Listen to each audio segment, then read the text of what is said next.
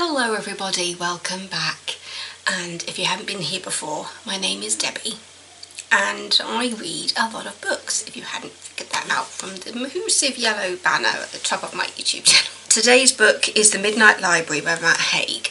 I have actually heard quite a lot about this book and I was umming and ahhing over whether I wanted to read it because I heard it might be a little bit depressing, but actually I found it quite heartwarming. I'll show you the front cover of the book. That's the front cover. It made me cry, this book. I'll get in with that blurb for you.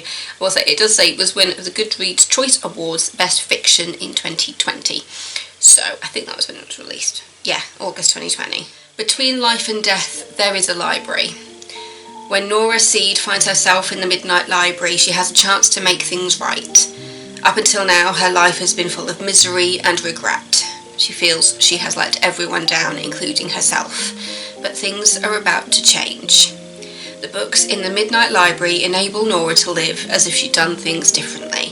With the help of an old friend, she can now undo every one of her regrets as she tries to work out her perfect life. But things aren't always what she'd imagined they'd be, and soon her choices place the library and herself in extreme danger.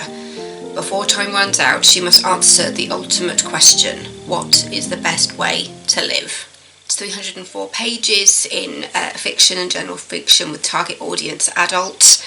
I definitely agree with that with the themes in the book, though I think that teenagers and young people would really get a lot out of this book. I say it's a very powerful book. It does discuss depression and suicide, so if that's a trigger for you, just be careful and try and think about what you can handle.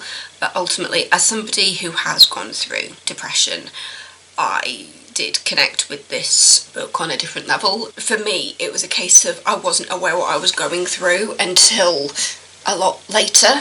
When I can look back on that, it was just like, oh, I know what I was going through now. But at the time, I didn't understand what I was going through. But yeah, because Nora, at the beginning of the book, she is very depressed and everything that she does just seems to go wrong. At the beginning of the book, you find out that, she's got an estranged relationship with her brother. She doesn't really talk to her parents. She just feels like she's letting everybody down. And she's come to the point where she feels like nobody would miss her.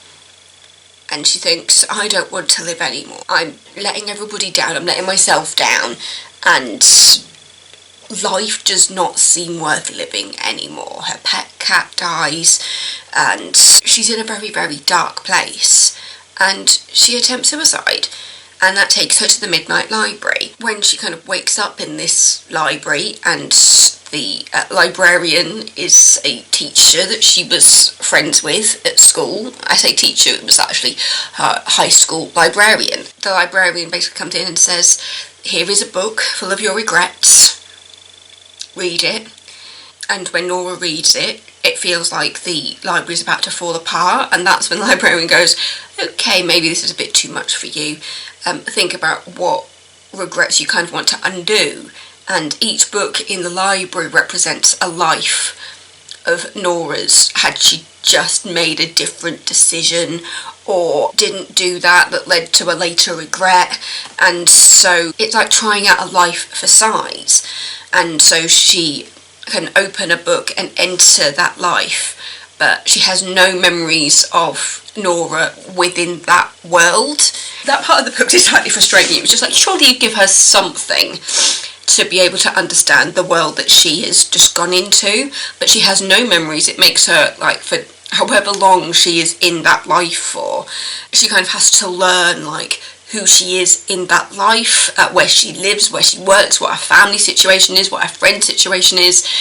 She doesn't know anything, which does lead to a very, very sad point in one of the lives where she's living out her life as a rock star in her brother's band from when they were kids, where she changed a decision. So rather than going, I don't want to be in the band anymore, she's stuck with it, and they ended up in Hollywood, and she's just like, where's my brother? Where's Joe? And she specifically says, where's Joe? And one of the other bandmates says, schmoozing with the press. And then later she finds out that in that life that her brother had died. And she was just like, you told me he was outside. It was just like, no, you asked where Joe was. and Joanne is the manager. So yeah, it's that case of she can be in one of those lives for a very, very long time. There's even one life that she is in where she actually starts to get memories of before she entered the body, because the longer you were in and the more you settle into a life, if it feels like a life that you want to stay in, you can then get those other memories of the life that she hasn't lived. And it just, as she keeps coming back to the library, because obviously, you know, it's a case of like, she can try out Life for Size, and then if it's not for her, she can come back to the library and try another one. It's the idea that there's an infinite amount of books based on different decisions that she made, and she can use each life to kind of narrow down what she wants. But at the same time, she has so many regrets, and she's gotten to such a low point where so many of the lives that she tries out, as soon as she kind of remembers her current life and where she's at, she's just like, this isn't worth it when I don't have any memories of before this, and when I think about the life that I am trying to end and the way she feels like she can't go on anymore. It is an incredibly sad book, but also heartwarming. There's a bit about 50 pages from the end where I got to the end of the chapter. I was at work. I was in kind of a staff area, and I was hooked. I was like reading it so quickly. I was so hooked. I was so like hell-bent. I was on my lunch break. I just started my lunch break and I was eating my lunch and reading this book, and the girls around me were getting ready to go into their treatments because they weren't on lunch yet because our lunches are staggered. But yeah, so while everybody else was heading into treatment and I was just sat there coming to the end of this chapter, and suddenly everybody had gone. It was just me in the room. I got to the end of this chapter and just stopped and burst out crying. I was just crying for like a couple of minutes, and then one of the guys from downstairs came past and he just looked in at me and went, "Are you okay?" And he was just like, "Yeah, I'm fine, let's go." But yeah, and then I went off on my walk that I do on my lunch break. But yeah, it was nice to kind of get out of my head after finishing that chapter and go delve into another book, as I could process what I just read in the Midnight Library. Yeah, because the fact is, it's sad, but there's a moment where she kind of goes, like, do I want to live? That is the question, and it put a spin on everything I just read, and it's just like, oh, there's kind of a reason why she has no memories of the life that she's lived when she enters kind of like the alternative universes. And there's actually a reference to kind of the idea that all of these different lives of Nora are all running like parallel to each other, because it always comes back to like, is it that regret that is the problem? Or it's like one of the first lives she goes into is where she goes, oh, what if I had actually gotten married to the guy who asked me to marry him? What if I didn't back out? And when she enters that world, and she's just like, wait, no, there's a reason we broke up. So, if anything, it's not so much as correcting the regrets, it's realising that actually it's not really a regret. It's the idea that even though you can look back and go, oh, what if? It was just like, actually, at the time you were doing what was best for you. It's just like, if you had said yes to that guy who asked you to marry him, you would have been in a miserable relationship with a man who actually doesn't love or care for you. And ultimately, even though you kind of regret it, it was actually the best thing for you.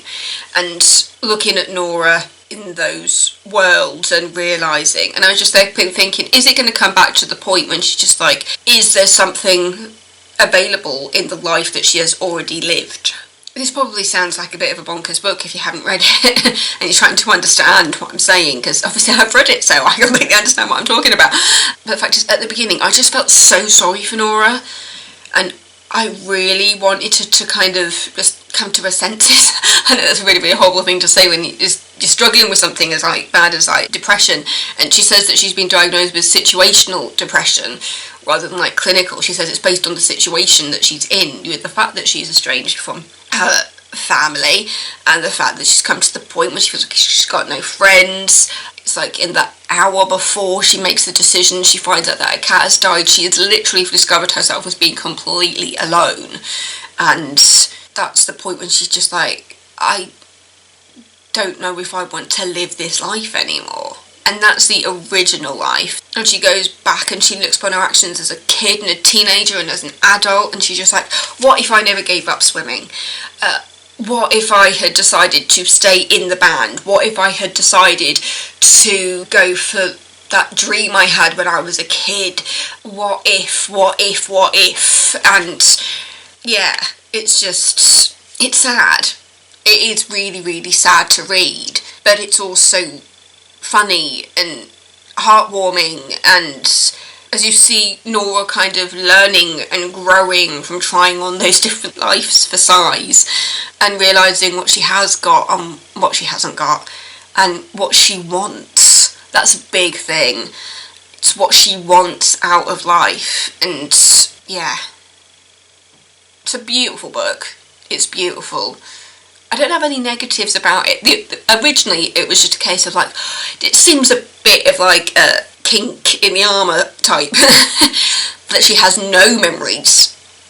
That when she goes into the book and she tries on that life, that there is nothing to help her when she gets there, and she has to kind of like research herself and figure out where she lives and what she's doing, and the fact that she seems so different to everybody around her when she enters that life. There is one life she enters where she meets somebody else who's in the same situation as her, where they have been in a coma for whoever knows how long, and they are now trying on life for size, and in their case they don't have a library, they have a VHS store. And it's the idea that when you're in that moment between life and death, that you go to somewhere that is special to you, and you are mentored by somebody who was very important to you in your life. And in the case of Nora, it was her school library and her school librarian. In the case of the other guy that she meets, it was a VHS store.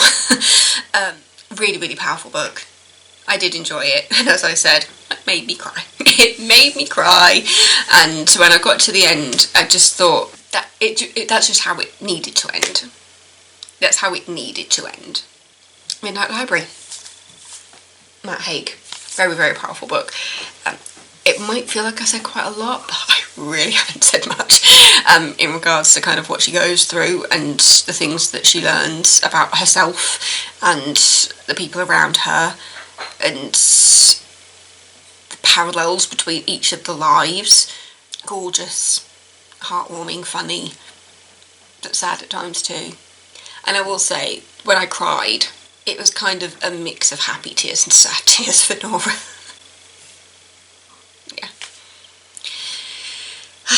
Thank you so much for watching.